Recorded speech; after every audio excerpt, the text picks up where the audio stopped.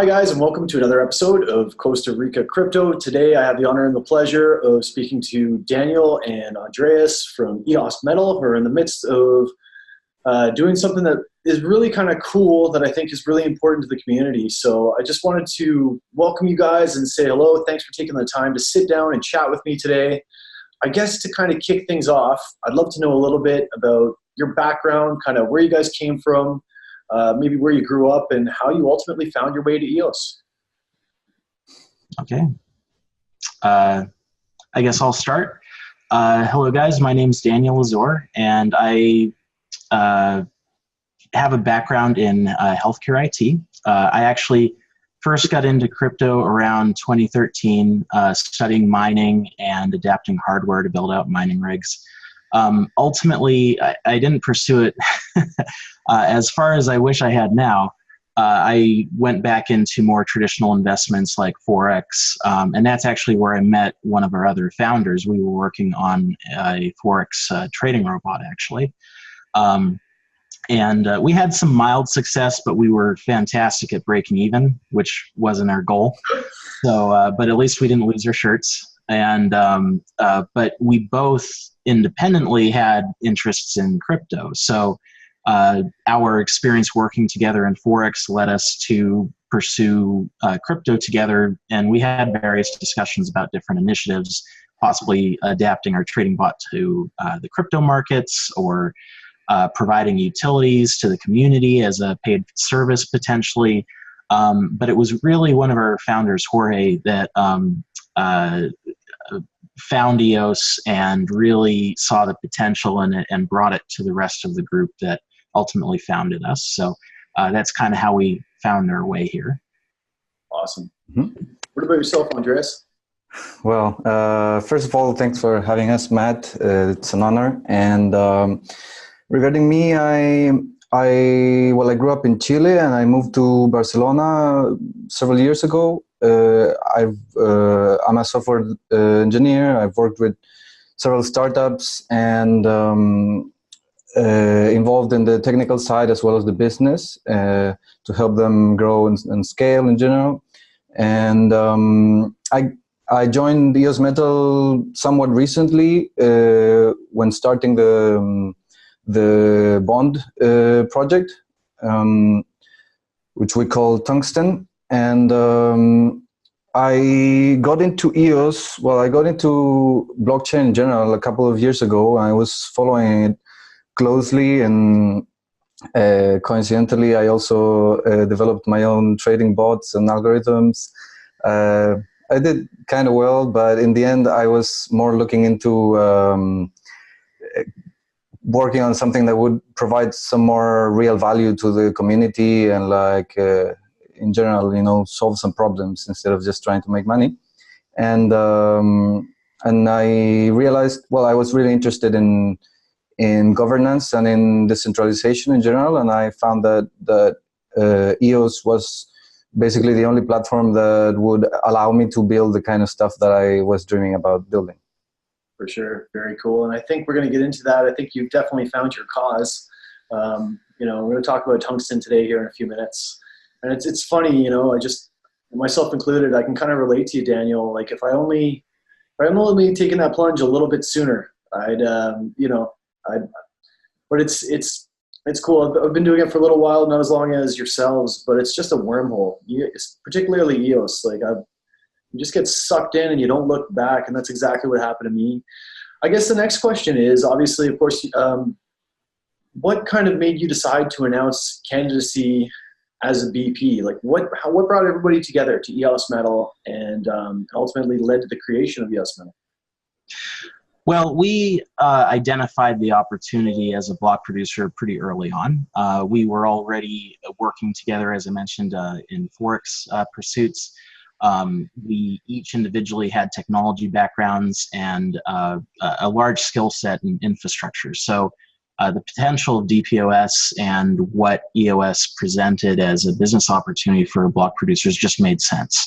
We had the infrastructure background, we had the understanding, we had the interest in crypto, and we really believed in both DPoS and EOS. So we it was really a perfect marriage. We actually had pursued a larger team initially, but some of those individuals backed out, and it's actually a big benefit that it did. We were able to run a much more lean operation, have a lot less outside influence, and as a result, EOS Metal was born. And we started off with just 3 founders, all with either infrastructure or technical backgrounds, and put together a plan and started participating very early on in the jungle testnet.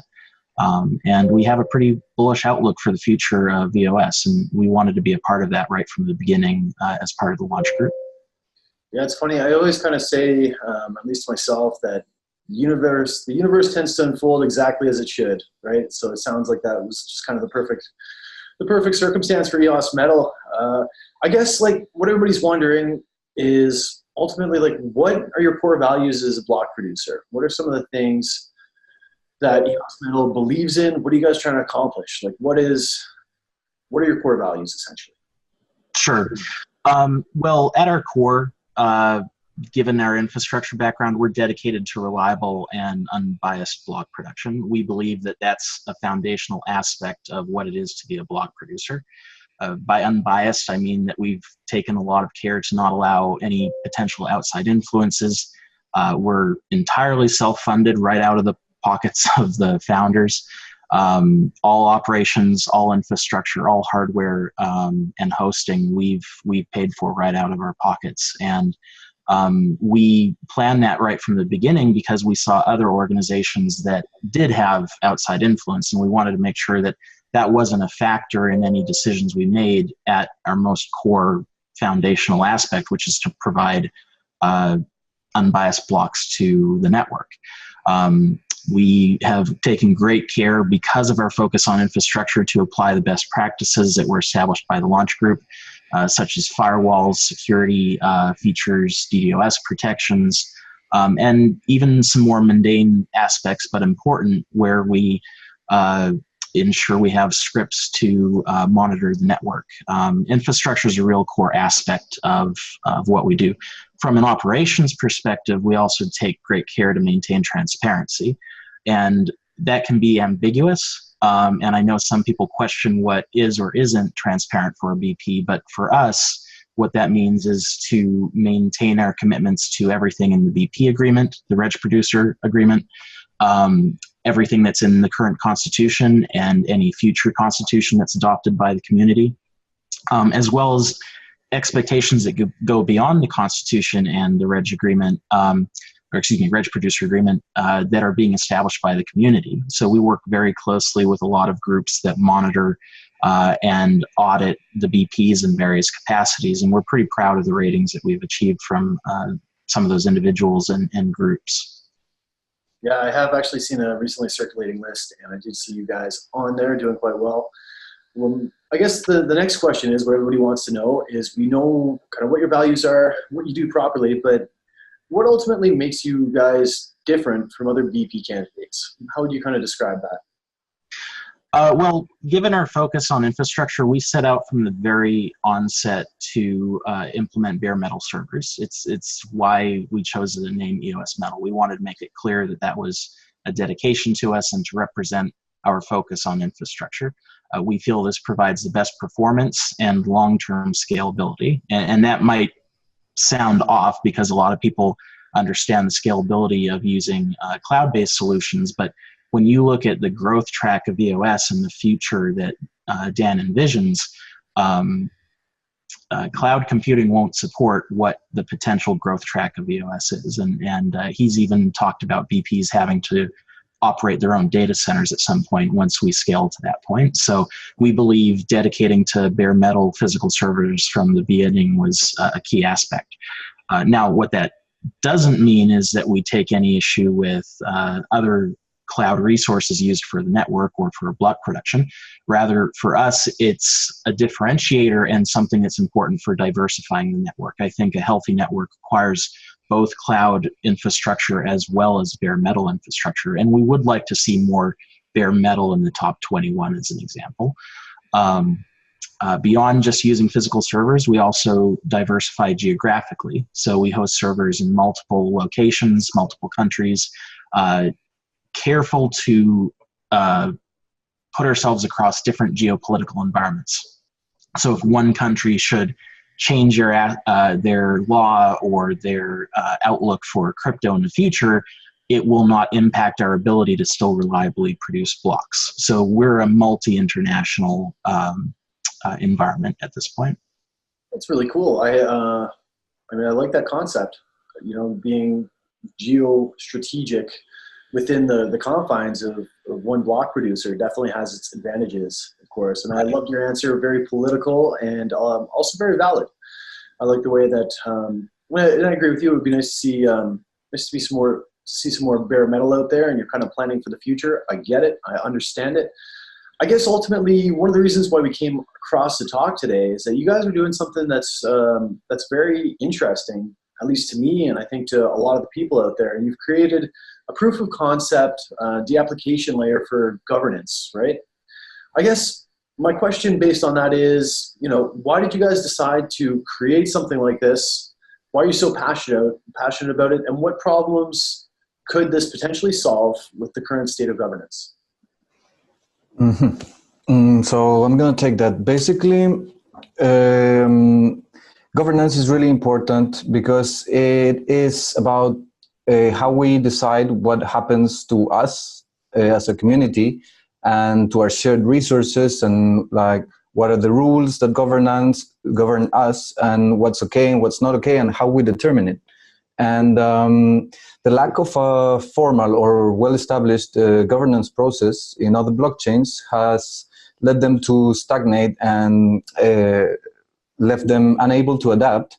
And it's very important to know that the only thing that is constant is change, and that if you're not able to adapt, then in the marketplace you'll be left behind, but also you will, you know, have a lot of casualties in the sense of users that won't be satisfied with what was the outcome. And so in that sense, what we're doing well in EOS is that we already have you know, a big focus from the start on governance, and so we're already way ahead in that sense compared to many other blockchains. But there are some shortcomings that need to be addressed. So we already have like good governance in the base layer that allows VPs to, well, the community to vote for VPs who will represent the will of the community in the governance process of mostly of updating the software and implementing changes and basically adaptations to the changing needs. But there's a few issues. One shortcoming with this is that then you as a token holder need to trust that the rest of the community will unvote or will vote out a bad actor, a BP that is not doing what they should be doing. And we see this in some of the top BPs actually that are there, and they're missing blocks, or they're not even running a node. So it's this is some important things that need to be addressed. That's in the base layer, and then on top of that, you have that all the activity that happens in the network is mostly, you know, peer-to-peer between everybody that interacts with the smart contract or that creates a smart contract, and there can always be disputes, either because the terms of the contract weren't met in what is not enforceable by the code. There are some. That's why we have recording contracts and we have intent of code, and so there are some things that the code won't be able to in a trustless way ensure that they'll happen. And so for this kind of clauses, it's important to be able to have arbitration and resolve the disputes in the subjective terms or subjective clauses or things that are not enforceable by code. And so for that is that we've been really working on this. We've been researching We've implemented some proof of concept, and we're looking for the community to get involved and get some feedback and see how we can take this to the next level and improve it and make it what it needs to be. It's a great answer. Now I'm going to kind of throw a tough one at you, because let's get real here. Governance is not it's not a simple issue. But if, of course we've got, we've got guys who are very technical, hopefully watching, as well as people who are just getting into EOS itself. Like, this is a tough one to do, but if you were to try to explain this on a very basic level to somebody who's watching now, who's just kind of come into EOS, how might you do that? How might you break it down to somebody who's relatively new and maybe not so technical? Okay, so in the way that we're conceiving the bond-based arbitration, you could see it as a kind of insurance that the person that or the party that you're dealing with will actually follow through with their part of the deal, let's say, the contract that you're signing. And if they don't, you can easily just claim compensation for this. And without the intervention of the block producers, an arbitrator can already rule on your claim, and if it makes sense, then you will be compensated for the breach of contract or for the fraud or scam. A lot of things that are smaller than updating or upgrading the platform code of EOS or the system contracts. For all of that, you shouldn't need to require the BP's assistance. So for all of these things, you can just easily get compensated through the bond, and that also means that that arbitrators can operate in that layer instead of just for bigger disputes. Or there's a lot of interesting things that can be done. I'm not sure if that explains it very in simple terms. It does. I'm going to take what you just said and I'm going to try to kind of summarize it, and I'm going to shoot it back at you, and I want you to let me know if my interpretation is correct. Essentially, like on a very basic level, it is ensuring a better way of arbitration. So if somebody has an issue within the system, it's taking out some of the steps, some of the time, some of the money that might possibly need to be spent in order to get their issue resolved. Is that fair? Mm-hmm. So basically, for example, when you deposit your money in a bank and the bank has a banking license, then you know that even if the bank goes bankrupt, you will still keep your money. Like, you will be reimbursed for that. And in a way, that insurance is what gives you, the trust that you need to deal with that bank. So a similar thing can happen with every DApp, in which you are going to either deposit funds or interact with in a way that there's something at stake on your side. Then you can also know that there is something at stake on the other side. That's perfect. I love that. I think that summary is very, very graspable. And I also think it's really interesting too. I guess the next question I want to ask you guys is, ultimately, you've kind of made a call out to the community as well as arbitrators and block producers to be involved in this thing. You want some community feedback. Why is that important, you guys? Well, ultimately, Tungsten has a potential to impact all actors within the EOS space. So not just block producers or token holders, but also dApp developers, arbitrators themselves, and potentially any businesses that interact with EOS. So the concept of bond-based trust and accountability grows and becomes adopted. It has a potential to impact all of us. So becoming involved at an early stage is something that we really want to see the community take hold of and contribute to how bond-based governance is applied, so that we ensure that all voices are represented. For trust to be established and for such a governance effort to take hold, the entire community should have a voice and participate. I want to make it clear that we don't see this as EOS Metal applying a governance policy in any way. We are taking something that was inspired by Dan Larimer, figuring out how to technically implement it and then using other BPs and members of the community to help fill it in and fill it out, so it becomes an open source tool that grows beyond just what we've implemented. We just kind of see ourselves as the catalyst for this. For sure. It's funny you should say that, because when I was of course doing some research for our interview, I did go through your article, which I'm going to link to below. And one of the things that you state in there is that what Dan had intended might be a little bit different than what's going on right now.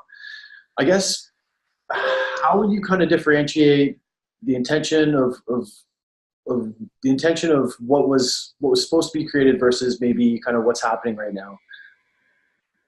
Mm-hmm. So regarding that, well, if you look at the history of how this thing kind of evolved since the mainnet launched, or even before, you could say, arbitration was touted as being the super extra cool feature that EOS would have that would fix a lot of the issues and disputes that are normal to happen, and so. It was originally conceived a bit more like a catch-all kind of thing, that everything could go to arbitration, that every dApp, every smart contract could define, okay, so this is the arbitration forum we use, and you can just file a claim there if you have an issue. But then it turned out that that wasn't exactly scalable, because then obviously with some examples of issues that happened in the mainnet of people being scammed or different kinds of situations, it showed that obviously, first of all, you can't bring everything to the ECAF. For example, if you get scammed, or if anything happens, like it's too slow of a process, it's too centralized.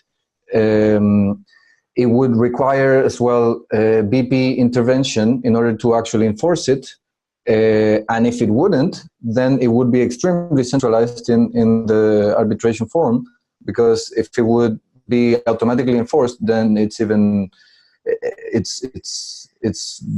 worse than having a centralized government. And so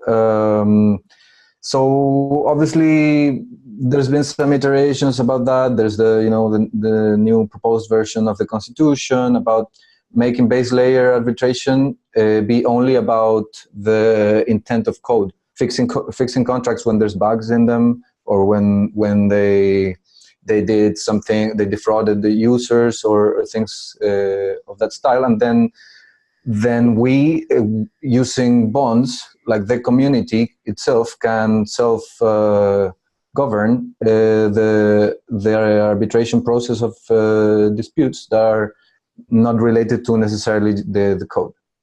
So one of the things that I really, really like about EOS is that when something goes wrong that wasn't in the intent of the contract, that you can fix it. And that's one of the incredible things about this ecosystem. And it works.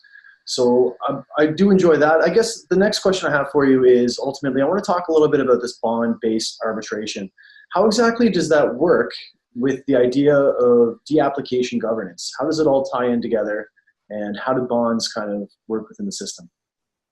So in that sense, we could list a variety of interesting use cases where bonds can be applied. Specifically, as you're asking regarding the application level dispute resolution or arbitration, you could, when you as an application developer, you develop a smart contract, you could bind the Ricardian contract of your application to a bond that you would be creating in this bond system. And that means that you would deposit a certain amount of funds into this bond. It would have, an expiration date and an appointed arbitrator, and so that would basically give your application the extra trust that might be needed it for some of your users to use it and to interact with it, knowing that if something goes wrong there, they have a way to be made whole, let's say. But you can also apply it to many other interesting things, like, for example, block producers themselves, who are basically, when you sign the rec producer agreement and you're registering as a block producer, you're supposed to follow the clauses of this Ricardian contract. And we have some block producers who are not doing that. And you as a voter, you just have to trust that the bad actors are going to be voted out.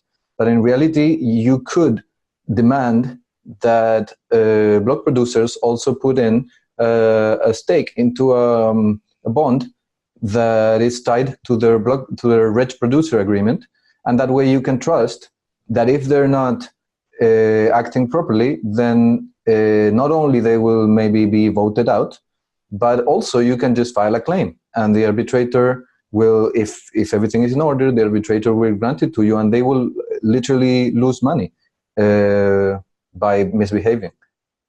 It's good to have that kind of incentive and to tighten up the system a little bit and create a little bit more accountability and also access to that accountability. I understand what you guys have going on. Now, my next question I was going to ask, but it sounds like it's kind of redundant. So I was going to ask you about how the process of arbitration differs using Tungsten. I believe we've kind of covered that, but if we haven't, just lop it into my next question if there's anything that I'm missing out on. I guess my next question is, you guys use a type of certification system, right? Like, how exactly does that work, and who provides the license? We do eventually want to provide certification. The current implementation is basically permissionless and reputation-based, which means that any user can register as an arbitrator, and then it's up to the bond creators to pick who they want to use as their arbitrator. This is obviously subject to change because we want community input on how to standardize the arbitrator certification process. We want strong players that are dedicated to this process. What is very important, though, is that the arbitrators themselves also need to participate in the creation of those bonds on their own behalf to establish their own accountability and prevent any potential of arbitrators becoming bad actors. So we're looking for entrepreneurs that can be interested in investing in auditing both Ricardian and smart contracts, where they themselves would also need to raise a bond for dispute resolution and maintain a standard security level. This is an area that we're still expanding, and this is a good example of one of the places that we do want community feedback on what it looks like to have an arbitrator become certified or another body become certified. Yeah, because related to that, I think that, I mean, looking into the future, if bond-based arbitration is adopted as we would expect it, then it would become very interesting as well in the sense of certifying the dApps themselves. Because, yeah, we expect that there will be firms that will be dedicated to providing certification services for the auditing of smart contracts and Ricardian contracts. But also you could, in a way, certify when interact, even maybe it's ambitious to think about it at this point, but I imagine, for example, when you use Scatter to interact with the application, Scatter could have a signal right there telling you, okay, this contract that you're interacting with is certified to have a bond that has a certain amount of funds that you would be able to claim if something goes wrong. So that can also give an extra layer of certification and trust to the users. That's really cool. I think that's brilliant. I also think that's really interesting the way you guys have made the arbitrators put a little bit of skin in the game as well, and hopefully ultimately that's going to deter some of the bad actors. So it's cool. I like what you guys are doing. I think it's really interesting. I guess the next question would be, let's talk about lost and stolen keys. Like, how does Tungsten help mitigate the possibility of lost and stolen keys, or at least get involved in the process of potential compensation or whatever it might be should something go wrong? So regarding that, there's actually, well, even Dan Larimer has spoken about this in the sense that obviously, I guess it depends in case by case about how your keys were stolen. But in the case of stolen keys, because you misplaced them or whatever, there's not really nobody has put a bond that where you can claim money if you lose your keys. So it doesn't kind of match in that sense, but it does. There are some ways in which this is, people are coming up with solutions. Like, for example, having, and this is what Dan Larimer suggested, is having a kind of bank contract where you could operate and transact with certain withdrawal delays, so that if it was a fraudulent transaction, it can be rolled back in a similar way that banks do. Or if you lost your keys, you can still recover them because everything is safe in the bank contract. Let's say if your funds are transferred away, they can still be transferred back, or you can be compensated. So I guess the bank contract itself could also have a bond that ensures the operation of the bank itself and so on. It's a pretty cool idea. I'm liking what I'm hearing so far. I guess, of course, you're going to need a bunch of community support for this, right? You guys are doing this. This isn't something that you're doing for profit. This is something that you're doing for the betterment of the community and EOS. I guess one of my questions would be, have you guys received community support? I know you guys are working with some other VPs on this project.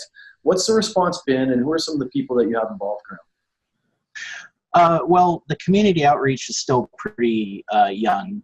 We're developing it. We've created a Telegram channel specifically for the Bond project, and that's different from EOS Metal. We want that as a community to grow again to a larger community beyond just any single VP.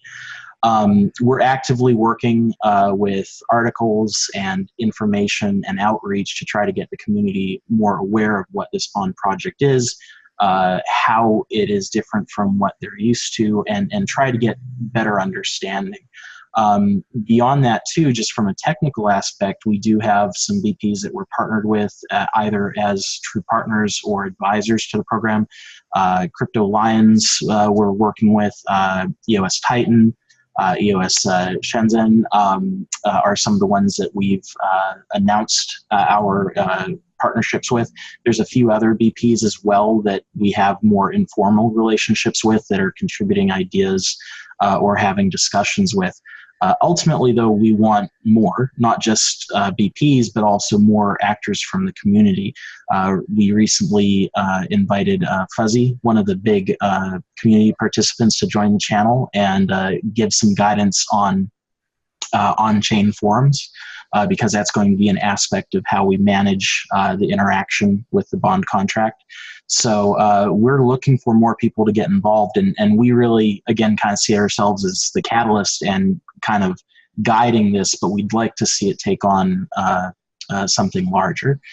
We do have an open source GitHub as well, so all of this can be accessed as we're working on it. In fact, we've already gotten some good feedback from someone who audited our code and caught something that we needed to improve, and we were actively doing that. So we hope that activity continues.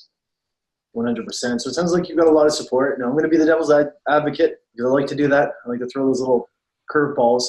Let's talk about criticisms. Have you had anybody who's heard about Tungsten who's said, like, this won't work? Or maybe somebody who's heard about Tungsten and kind of, you spoke about somebody kind of allowed you or gave you an idea to change the code, but what have some of those criticisms been, and what would you say to anybody who might not be comfortable with the concept or might not understand the concept or might have objections to it?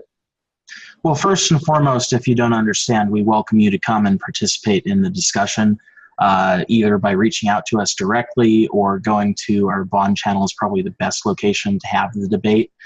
We have very open debates, even amongst our own team publicly, so that people can see what thought processors are going into the development and the ideas that are developing this. And the more people that participate in that, the better the outcome is going to be. And as far as criticisms go, we welcome those openly. They help us build a better and stronger product.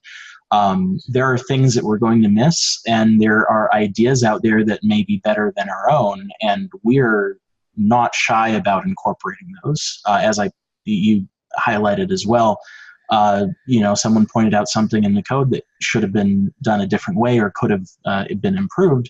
We responded to that and we're acting on it. So that's exactly the kind of interaction we want, because we're not perfect and we might not think of all angles. So we want that higher level of participation in order to figure out what, some people thought wasn't realistically able to be implemented. We took that challenge on and wanted to see, well, if you did, how would you do it? And that's kind of how we birthed Tungsten and how we got to this point. But now it's going to take a lot broader community to develop that further. One of the biggest criticisms we've had has been related to opportunity costs. And some of the solutions we're looking at to try to resolve that, we're looking at either staking or bond sharing, potentially licenses, to gain additional trust. But this is one of the things that we really need to discuss even more with the community to figure out all the different angles that could be an issue. By and large, I think the biggest challenge is not really a criticism, it's helping people understand bonds in a more simplistic term, because it is somewhat of an ambiguous concept, and hopefully this video will even help with that even more. I think you've done it. Honestly, that's why I kind of always try to break things down. If I can understand it, anybody can understand it. No, I'm kidding, of course, but no, I think that it's pretty digestible. And some of the analogies that you've kind of provided about the bank hit home with me, and I think they'll hit home with a lot of other people and help them realize how important this could be.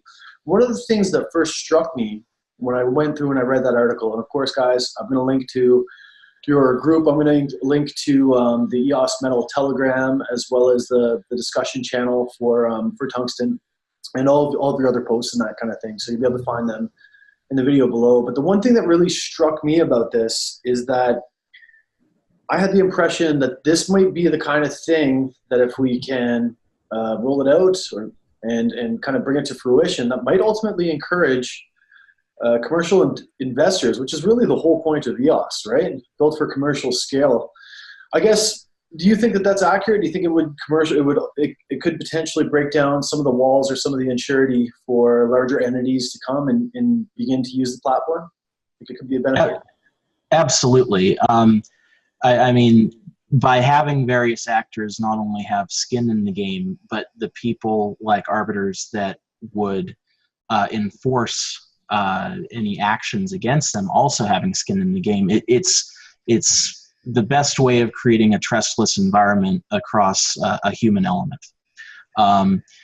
And the more trust that's established through that process, the easier it would be for larger companies to trust a block producer is going to do the right thing because they have skin in the game, or an application developed by a developer is going to be doing the right thing because they have skin in the game as well.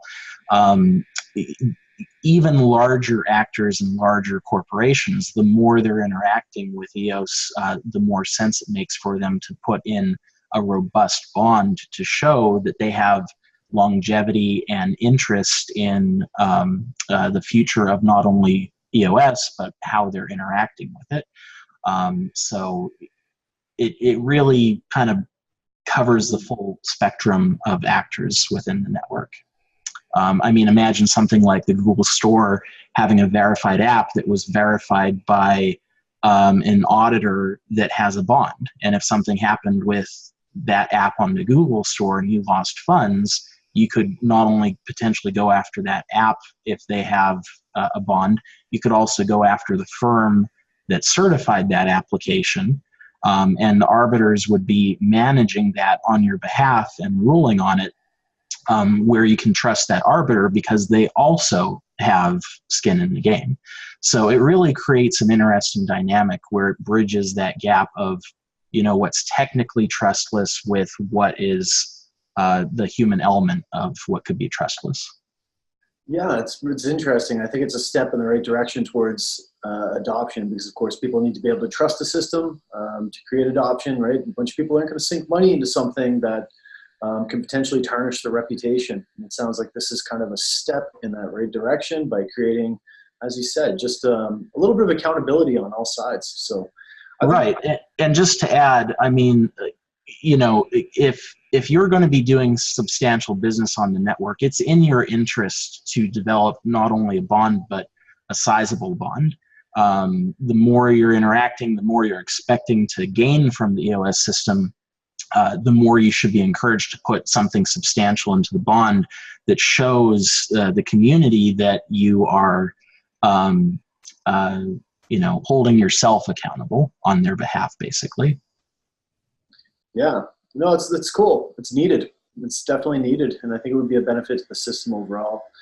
I guess, in a perfect world, and maybe this is kind of this might be a silly question, I don't really know, but what would you love to see, like the future of Tungsten? Of course, you want to see it developed, you want to see community input, you would love to see it implemented, right? But where does this end up in kind of maybe like 2 years in an ideal world? There's actually something that we're looking forward to doing is as soon as the code stabilizes and we have like we're going to be testing on Jungle first. We're going to be trying to improve the functionalities with the community feedback. But as soon as we have a good working version that we would deploy to the mainnet and that people would start using, we are looking forward to putting our own bond, EOS Metal, to ensure that we are respecting our reg producer agreement and that we are held accountable for our actions. We want to be the first user, basically. That's in the shorter term, let's say, medium. But in the longer term, I think that that if bond-based arbitration gets adopted as we would expect it, we want the community input to make sure that this is future-proof. We're developing this mainly initially right now to solve the needs that the community has right now in terms of like faster dispute resolution, transparency, and trust. But we also want this to be future-proof and hopefully become the standard of how bond-based arbitration is done in the EOS network, and to be also compatible with the, for example, Dan Larimer's vision for these new proposals that he's coming up with, where bonds would play a central part in this. If that gets adopted as well, we would love for Tungsten to be the implementation of bonds that will be central to that vision. So there's a lot of interesting things that this can enable, and we're looking forward to see what happens. 100%, guys. The thing that always kind of strikes me is it's not like you guys are doing this for profit or for money. You're doing it to better the ecosystem, and it's a really great idea. I had a grasp of it before we talked, but now I think you've pretty much nailed it down, and I think it's a great idea. So I really do hope that people will check out the links that I post below. Of course, Telegram is the hub of where kind of everything happens with EOS. So I do recommend, of course, that people go in and have a chat with you guys. You're super approachable, and read some of these articles and take a look at what you guys are doing, because I think that it's important, and I think that it needs to be done, and I appreciate the idea. I'm going to let you guys go so you can go and continue to work on what you're working on, but I want to just kind of, are there any final thoughts or words that you might have for people of the EOS community before I allow you guys to go off and try to change the ecosystem, or enhance it rather than change it? Sure, I'll start that off. I would just encourage you guys that if you have block producers you support, or you're a developer yourself, or you have interest in being one of these people that could potentially certify applications or be an arbiter, or even an actor that we haven't thought of yet, if you see a way that you could contribute to this, we'd encourage you to participate, because I think there's a lot of opportunity here. And ask those groups that you support to also support bonds. If you believe in this, it's important that other actors, VPs, developers understand that this is something that you as a community member support and see as a good way of introducing transparency and accountability to the network. So we encourage you not just to participate with us as a community in getting the word out, but also encourage those people you work with to participate. As Andres mentioned, we are excited to be the first group to put a bond out there as soon as we have a production implementation. And we stand by that because we believe in this as a future. So we hope other VPs follow in that. We hope developers follow with that, and it soon becomes the standard. Brilliant, guys. I would add that, I mean, in my personal view as well, I mean, objectively, the blockchain is us, like the users. It only has value because we're using it. And from that point of view, I think that the future is bright, and there's so many possibilities that we can build on top of this. And from that point of view, considering all the apathy and frustration that exists towards traditional governments in each of our countries, I think it's a good chance for us to actually, you know, get your hands dirty and participate in the discussion and try to you know, contribute and make this into the best that it can be. Like, let's do it well this time, you know. So yeah, that's my invitation to people. It's the community's opportunity to build something better. I love it.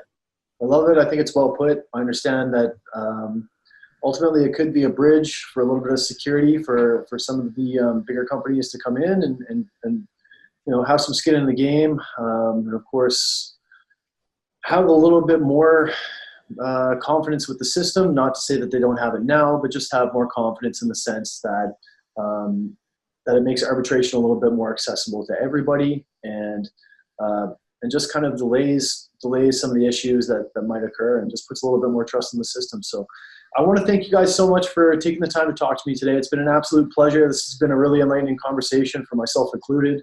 I wish you guys nothing but the best, and I hope that we can sit down here in the near future and we can kind of chat about updates. It's been an absolute pleasure.